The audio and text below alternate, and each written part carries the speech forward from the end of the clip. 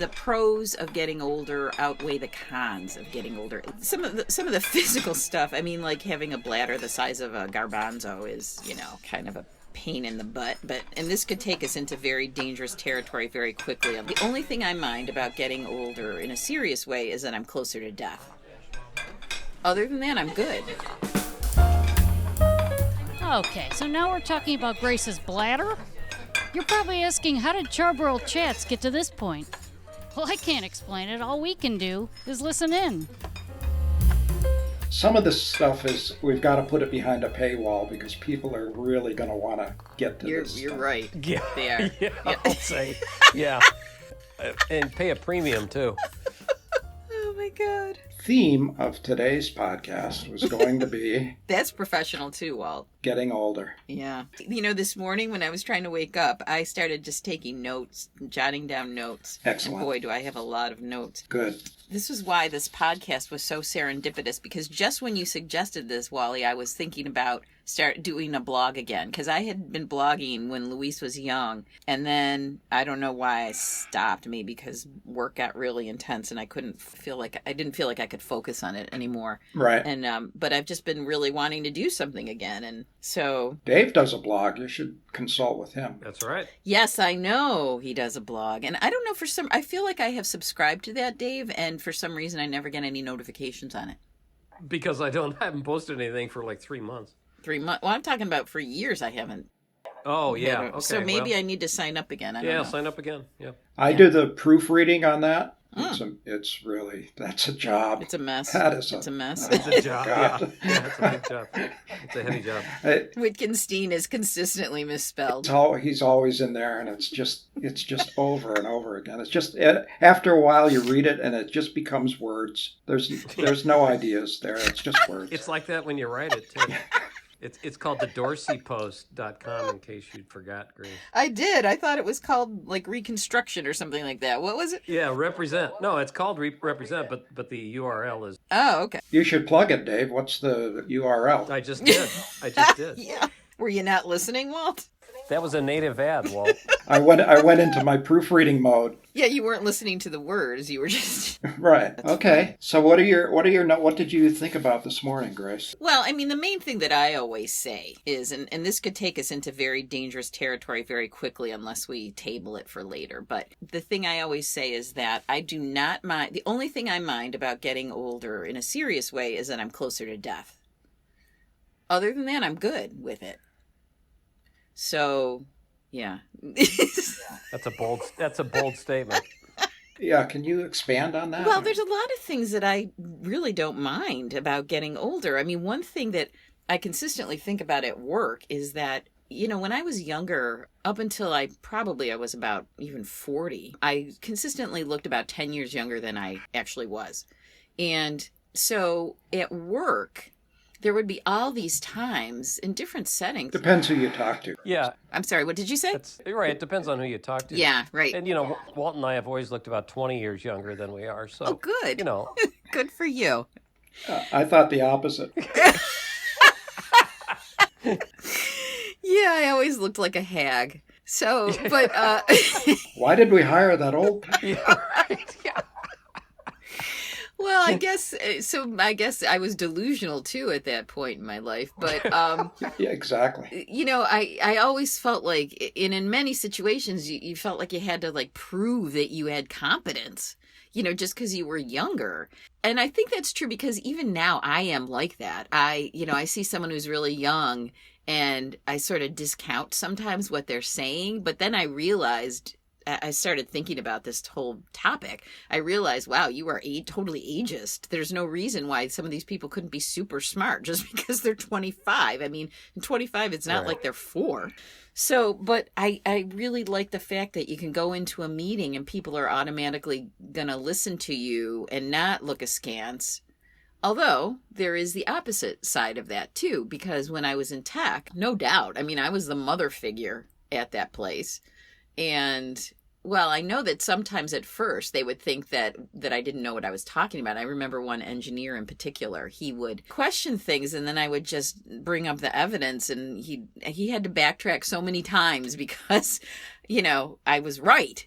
So I guess it's two sides of the same coin in some ways. But it is not, I feel like it is really nice not to have to prove yourself because you look like you're 12. On one hand, you can get respect for your age because you're wise, but on the other hand, you can get ignored. No, you're right. And you can't get And you can't get hired because you're too old. Well, that's true. I totally felt that when I was looking for my last job. Totally felt age discrimination. Absolutely.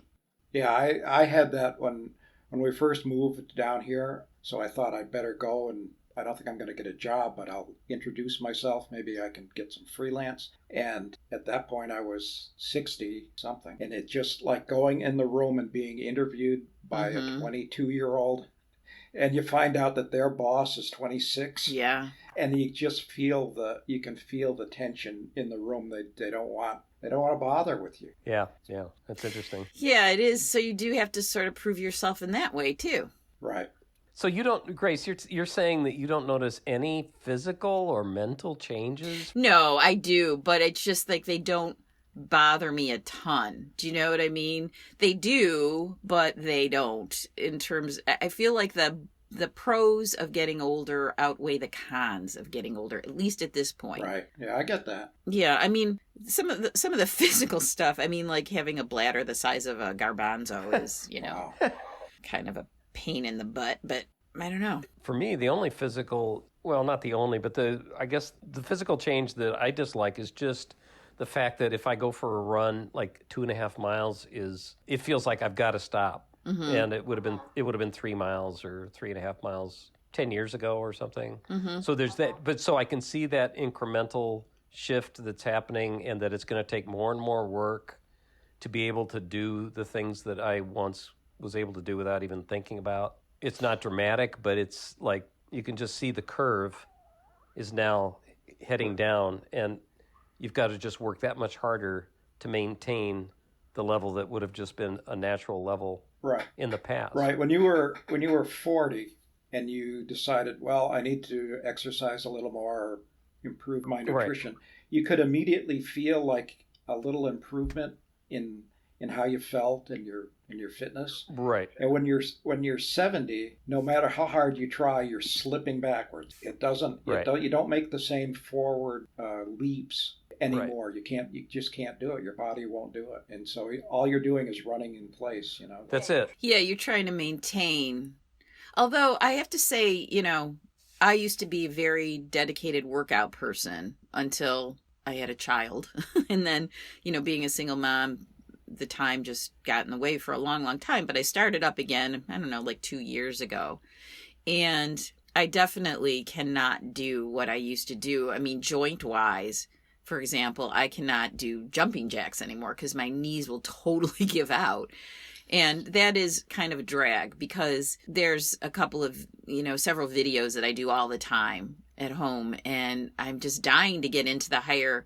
You can do higher intensity at low impact, but still it takes more to get the same intensity. And I would love to just do some of the moves that they're doing, but I can't do them because of my knees. But lately I've been doing more weight stuff, and I can see it in my arms already, definitely. Yeah, again, it's two sides of the same coin. I mean, I feel like I am making a difference now that I'm back doing things regularly, but it definitely takes more, and I can't do everything that I did, no doubt. The funny thing is that it kind of works both ways because, you can probably maintain, and you could get up a schedule where you're doing a workout every day and you're pretty happy with it, but then because you're older, you really don't care anymore. Right. That's one of the big things about getting older to me is that the intensity of anticipation for certain things is you just don't get. I don't get excited about like something like a new movie coming out or an album. Like Nico Case has had a couple albums come out since I last looked at. I kept track of what she was recording. I mean, I was looking at her name on Spotify and I thought, oh my God, I don't even realize that I've never even heard these last two albums that she's recorded. Like 10 years ago, that would not have happened, because I just don't. Yeah. I'm just not that excited about it. I mean, I still haven't even listened to them yet. I will, but. Oh, they're good. Yeah. I'm sure they're. Get on I'm sure they're fantastic. But it's like I don't care about that stuff as much. I mean, I just don't, it's like when you're young, there are things that it's like Christmas morning, and you're just looking forward to these things and you're getting excited about stuff. And then, and it's really cool and it's great when it's happening and everything. And now it's just like everything is kind of leveled out. I don't feel totally like that. For example, music. I miss live music so much because that was my life for so many years, Right. And what I do miss is knowing what's out there because not because I want to, be the coolest person in the room, but I feel like I'm missing out on stuff that's out there and I haven't been able to keep up with it the way that I want to. Right. And I mean, I was just thinking about that the other day. I'm like, oh, maybe I should make this website my homepage so I'll see the music reviews all the time because I feel like there's stuff out there that I don't know about and that I would love. So music and movies are still high on my list for me in terms of getting excited about things. And I haven't lost that enthusiasm for them. Yeah, and it's not a lack of enjoyment because I still really enjoy. Right. Yeah, but it's this anticipation factor that is much different. And also, like, the sense of smell diminishes. Like, your sense of smell diminishes as you get older. Well, apparently taste, too. Well, that taste is just smell. Taste is salt, bitter. Yeah, all that. No, you're right. I mean, my mother always has to have spicy things now, and my father has to put tons of salt on things right, now. Exactly. They're both 90, Right, Yeah, you're favoring taste over smell in that case, because the real flavor is smell. Yeah, you're right. Taste is just 5 different sensations, that's all it is. Yeah. I think, like, at age, I'm going to say 70, it was like walking through a door into old age. I bet. I never felt, not just because of the number, but I never felt diminished until about 2 or 3 years ago. Literally, there are so many little things that happen. Yeah, I bet. Well, like I've always had hair loss, but when your hair is now all white, right, and then the hearing issues get worse. I've always been healthy, but now I have like a neuropathy, like my feet, my feet are numb, and my hands shake. Balance issues sometimes. I noticed the balance thing already, and I'm, more than 20 years younger than you, Walt, right? So yeah, balance is an issue. Yeah, and all of a sudden you're actually an old guy. Yeah, that's right. Yeah, it is weird. I mean, I said I was more than 20 years younger than you, Walt. I'm not. I'm 59. So, but I already had cataract surgery because my eyes were so weird. I have very weird. Actually, the last time my doctor said anything, he's like, you have abnormal eyes. So because of how abnormal my eyes were, I got cataracts early. So I already had cataract surgery, which I love. Oh, yeah. I mean, there's a totally positive thing because I've worn glasses since I was 8 years old. And, contacts. And so now I don't have to have, I can see at night when I get up. So yeah, that's great. It's fabulous. I bet it is. But yeah, I actually find the balance things already, well, no doubt. Like when I started going to a gym again, the trainer put me through the paces to see where I was and blah, blah, blah. And he's like, well, I'm noticing equilibrium issues. I'm like, yeah, I am too. So, I mean, I see the way my son runs up and down the stairs, and that used to be the way I would run up and down the stairs, but it's not there anymore. But the thing is, I'm totally happier than pretty much I ever have been. I don't know if that's true for you guys too. I agree with that. I agree with the mental aspects of it. Although I don't feel dumber, but I do feel slower. Oh yeah, that's the thing. I'm not as sharp as I was. Even with you guys, I can feel it when I'm doing this podcast. Well, how do you measure that? I'm not sure. Because Grace, you don't have memory issues? You can't you don't have trouble remembering an actor's name more than you would have in the past? Me? Yeah. Oh, God, yes. So is that the measure? Yeah, it's how quickly you can recall the things you want to recall. Just a word that you want, or the name of an actor, the name of a song. Yeah, no, that's definitely there. It's all slow. It just gets slower. Yeah, it all slows down. Yeah. Besides memory, it's just like mental reactions. I have responses to what we were talking about, but it's 45 seconds. Yeah. Yeah. Absolutely right. So I bring up something after we moved on to something else, and I didn't used to be like that. I know I did. Maybe I just talk so much that I don't notice those things. Certain of them, I don't know. And in Walt's case, you talk so much that he can't even remember what it occurred to him to say by the time you're done talking, Grace. Well, yeah, no doubt. I mean, I guess if that's what you're talking about, I thought maybe you meant that you, like, if there was a new concept, you couldn't understand it or whatever, which I don't think that's true at all. But yeah, like, the idea that I can start saying something, and if I don't immediately get to the point, 5 seconds later, I forgot what I was saying. That's embarrassing. With you, it's like not only talking so much, but talking about yourself. Yes, that's true. Shameless. But I'll be putting groceries in the trunk of the car, and a kid will be pushing grocery carts, and they'll say, "Hey, you need help with those?" And I'm like, what? Yeah. Do I really look like that? Yeah. Yeah, but that's funny because they'll do that for everybody. I mean, they just do. I mean, I think they're all trained to just help. Yeah, well, that's true. But I also feel that in other situations, like You looked elderly. Like people either look at you. People look at you like they don't quite see you, or maybe they don't want to see you. Yeah. Or else they're obsequious, or they want to. Right. They go overboard. Or are they talking different. to you like you're a little kid? Yeah, exactly. God, that's horrible. Yeah, that's horrible. And when I hang around the schoolyard, nobody wants me. Yeah, right. I get that feeling. I don't know. Maybe there are certain, I know decades are just constructions, but maybe there are certain points. I know with my parents, it was really 80 before I really said about them, wow, this is really, they are really aged now, And I feel like maybe oddly enough, like I have a lot of gray in my hair, but it's all mixed in, so you don't see it as much. So I don't know if that helps at all, but on the other hand, my sisters and I were on Zoom the other night, and for some reason we all had the angle like looking up at us, and I said, "Oh my God, this is why Marlena Dietrich would never let herself be shot from below," because I said we all look so freaking old. Oh my God. Right. The neck is the worst thing. That's the first thing. Oh, yeah. The neck is... And now that I've lost weight, right. too, someone said to me the other day, "Oh, I can see it in your face." I'm like, yeah, because the wrinkles are really showing now. I don't have the fat to fill them in anymore. You can't win. No, you can't.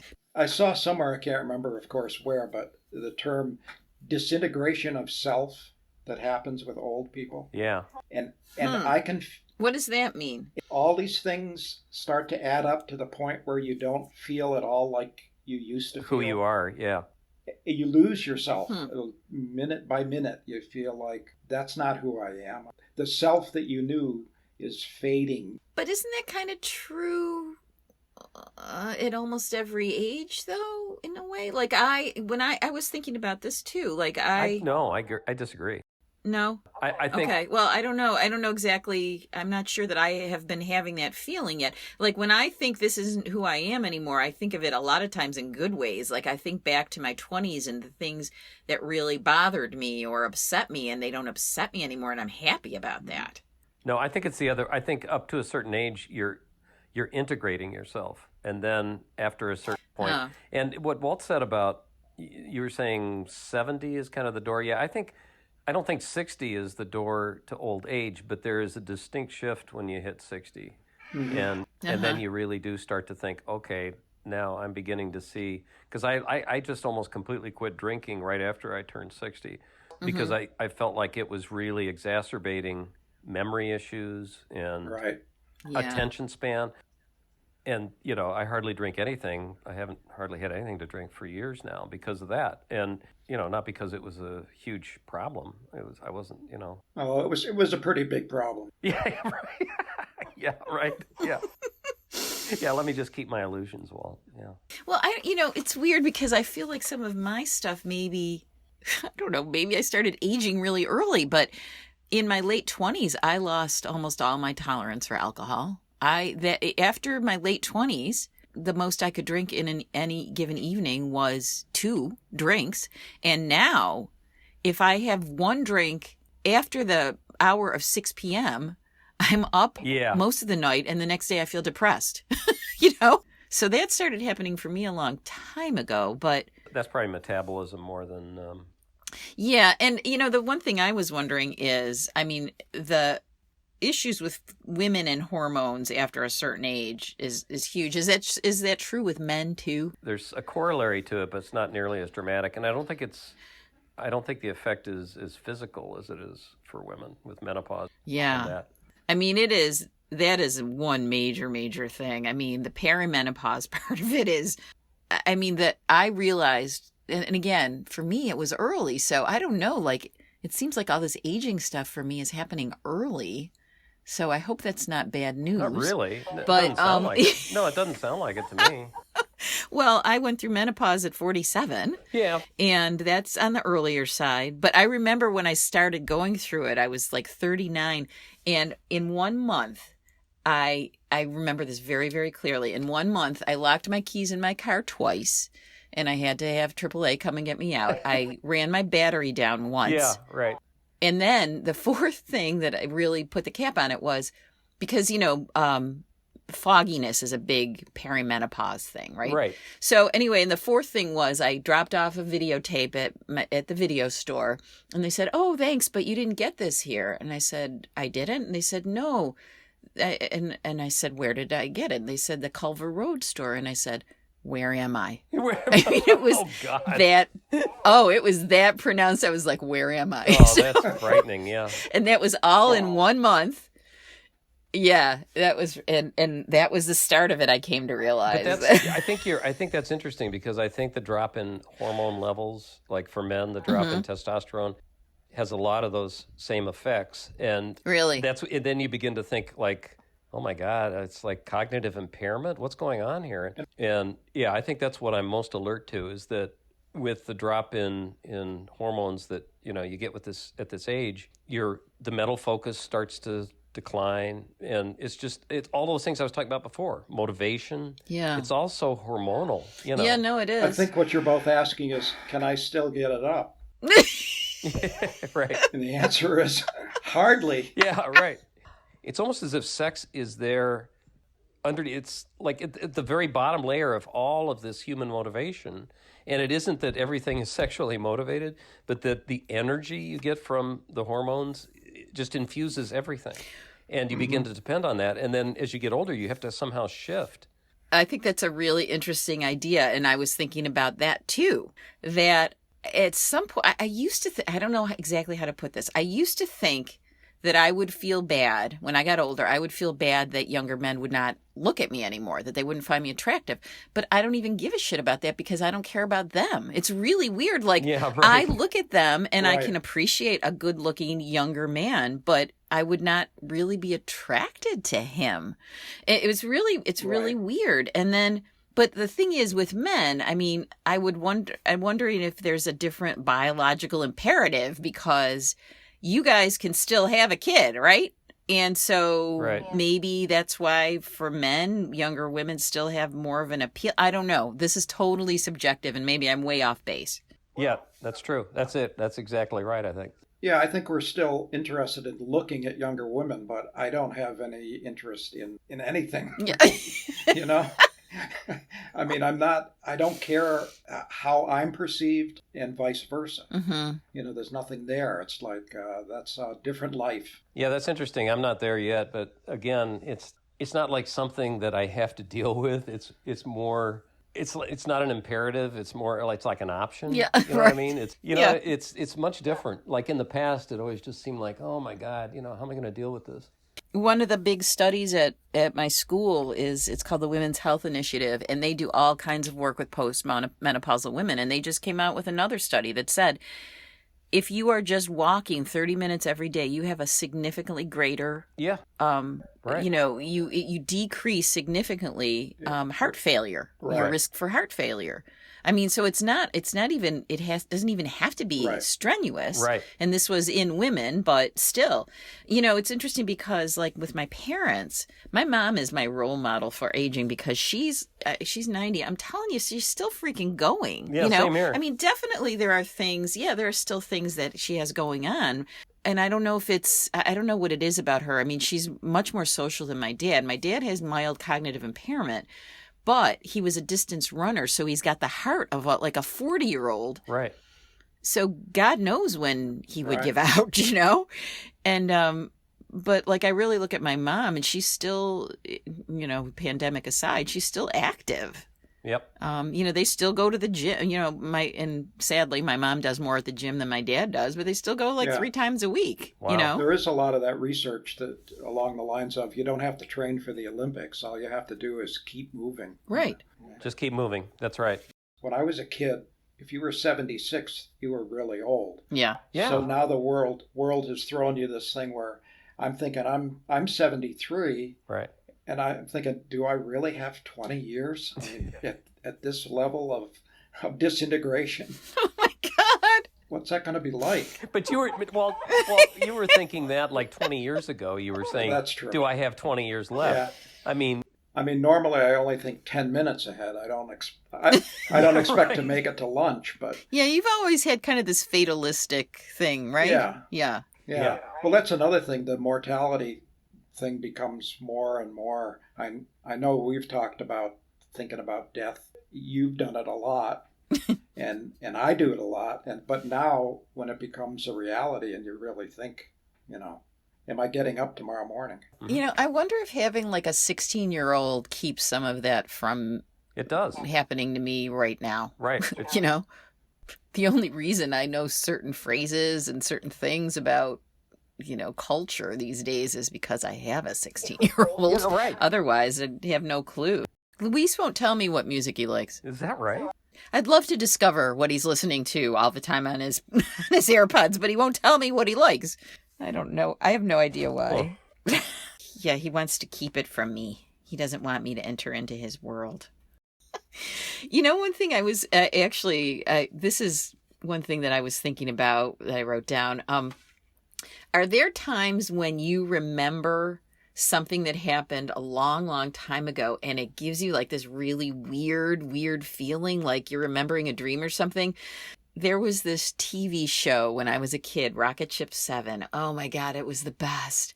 It was this guy who was a news guy or a weather guy, I can't remember what. But anyway, his name was Dave Thomas, was he Captain Dave or something like that? He was on a rocket ship. It was every morning.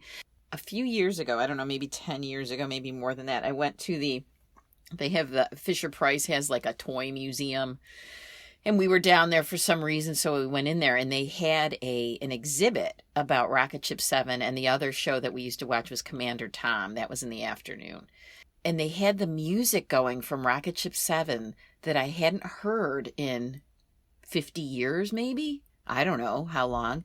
And it just gave me the creeps. I mean, in a good way, but it was still... Do you ever have that reaction when you remember something that you haven't recalled for a long, long, long time? Yeah, I have these little flashbacks that last 2 or 3 seconds of some moment in time that happened 70 years ago that shouldn't be there. I mean, there was nothing important about it. There was nothing different or strange, and yet it comes up and it's as clear as day, and then it goes away. Huh. Well, to me, it's almost like, Proust and the cookies, right?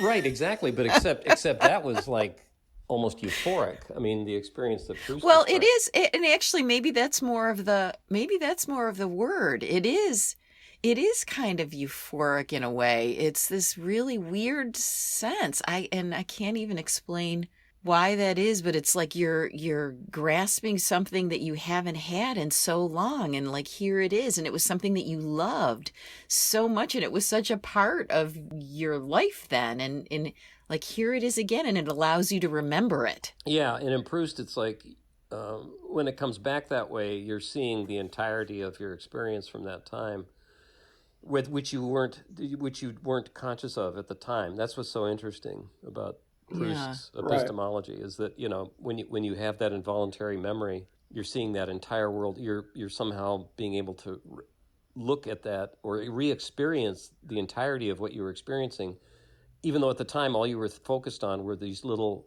minute by minute things, and you weren't conscious of the entirety of the experience you were having.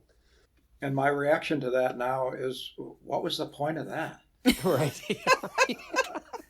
And you add them all up, and your whole life is like, what? What just happened, and why? Yeah, that's funny. That's interesting. So did you watch Soul, or were you just referring to Soul in a kind of flippant way? Yeah, no, I just saw the reviews. Yeah, that's what I figured. Yeah, so that's why I just ignored it, because obviously you didn't have an opinion about it. but it's very much about what we're talking about right now. It's really a great movie. It's an excellent movie. But Soul is a new animated Pixar movie, Grace. It's funny, if it weren't for Luis, I probably never would really watch animation. You wouldn't watch Toy Story? I mean, Toy Story. No, I was never interested in it. It's like some critics have said it's the best trilogy ever made, including I've seen all of them now, and there are some of them that I really, really appreciate. But if it weren't for him, I probably wouldn't. I don't know, for some reason, it's just never been a. Even though I loved comic books when I was a kid, and I still, if I go into a comic book shop, I still read them. But I don't know why animation is just. Well, although I do love Adventure Time. Yeah, but I think some of the animated movies that have been made have more wisdom. Yeah, are amazing. Yeah, no doubt. There's just a core of wisdom in them that you will not find in Hollywood movies and just regular feature movies. Yeah. Well, this was one. I had another note that I thought was kind of interesting. This is something that, at your little party that we had, what was it, a year and a half ago or so, Wally, when you came up to visit, I was talking to Chris. You mean that party, the party that Walt told me to give for him? Yeah. That one. Yeah. Yes. The check is still in the mail. Yeah. The party that Walt was inviting everybody to at my place. It was great. Yeah. Yeah. Yeah. I hope you broke even on that, Dave. Yeah, the one where everyone ate all the Beyond Burgers and I never got one. That party? Oh my God. I bought the ping pong table, and I think we had one game of ping pong. Wow. That's over at Matt's house now, though. We'll get a lot of use out of that table. At least you're not bitter about it. Oh, I'm bitter. I just keep it hidden. Well, so the point I was going to make, and luckily I have notes because I can remember what the point was I was talking to Chris, and she's a psychologist now, so we were talking about our parents. I was talking about my dad, and one thing I've really noticed with him is, his his worst qualities really become even worse. And it's not like all he has is worst qualities, but there are some things that he's a very, very stubborn person. There are certain things that he just doesn't, he will not bend on, certain areas of denial that he has that it just, and that make dealing with him very difficult at times. She said, and I thought this was really interesting, when you get older, you double down on what worked for you in the past. Yeah. Right. I thought that was super interesting. And I think that's super true for him. And I was wondering if you guys feel like, do you have, and it doesn't necessarily have to be the negative, it could be the positive too. Like, do you feel like you're doing that? That's a really interesting thought. I thought it was super interesting because it really, for my father, it's really resonated with me. That's interesting. I don't know that I think so much about making things work anymore. It goes back to that whole, what I was saying before, where you're still employed. I mean, you're still fully employed. I mean, once you kind of are in a much more retirement situation, then the things that quote unquote worked, it all has to change because you don't have to make anything work. It's all just it's all voluntary now. Well, I think it was what worked is just more like what makes you happy. Your emotional makeup, maybe more like that. Because when I was talking about my dad, it was that the fact that he is always in denial about health things. Like I've been to doctor's visits with him where he has, I know the things that he's got wrong, and he will deny those to the doctors. And so that's why we have to be there, so we can tell the doctors what's really going on. And that's not an old thing. He's always been that way. His whole family, they didn't want to go to doctors. They didn't believe, you're your own best doctor, and all this bullshit like that. And he's even worse about it now. So when it's more important, so that kind of thing. Yeah, I could see it in my father. What you're describing was very evident in my dad before he died, but I don't know. I don't see it. Maybe I'm just not aware of it. Yeah. In what way with your father? What was he doing that he used to do that he doubled down on? Well, he was acting like he was the CEO of the whole family when that's what he did for a living. He couldn't give up the idea of that he was going to delegate, and it was just sort of manipulative and controlling in a lot of respects. But then he had issues. He had a lot of cognitive problems. So. It's interesting. I like the idea of doubling down on your worst qualities. I'm going to go into that. Worst qualities, yeah. Well, that's what I worry about. I worry a little bit about that, and I hope that I recall what it's like to deal with my dad, because I know what my worst qualities are. And in fact, I think that's a topic for a podcast. We all do, Grace. Yeah, right. Yeah, right, yeah. Yeah, that would be, just your worst qualities. That would be an entire podcast. I agree on that. Grace's Worst Qualities, episode 10. Oh, my God, yeah. Yeah, you'd have a call-in show for that. My kid would be calling in and ranting, I'm sure. He just said something to me the other day. He's like, "You always do that. See, that's what you always do." Well, I just thought that was an interesting notion that she had, and the way she put it was really interesting to me. It is. And so I'm wondering, like, what am I going to double down on, Yeah. Yeah, well, I still have notes, Well, keep them for the next Like, time. one of them is about the jilting of Granny Weatherall. Come on, don't you know that story? The jilting of Granny Weatherall? No. Oh my God. I've thought like every high school class, English class, did that short story at some point. No. It's about a woman who... Okay, Granny... I guess we're done. Okay. Well, I won't go into it then. Look it up. Well, what is the button, though, Walt? Still don't know what a button is. A punchline or a story that wraps it all up. Or, It's like the kicker, like what they used to call a kicker. Yeah. Well, I mean, for this, it's then they all died, right? I mean, isn't that the kicker on this? Yeah. Well, on that happy note, another episode of Charbroiled Chats comes to a close.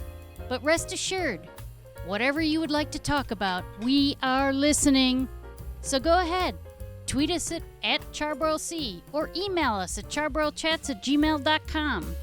Of course, we'd love it if you'd head over to iTunes or YouTube or wherever you get your podcasts and write a review of Charbroiled Chats. And please, subscribe, like, follow, comment, and most of all, tell all your friends about Charbroiled Chats. See you next time.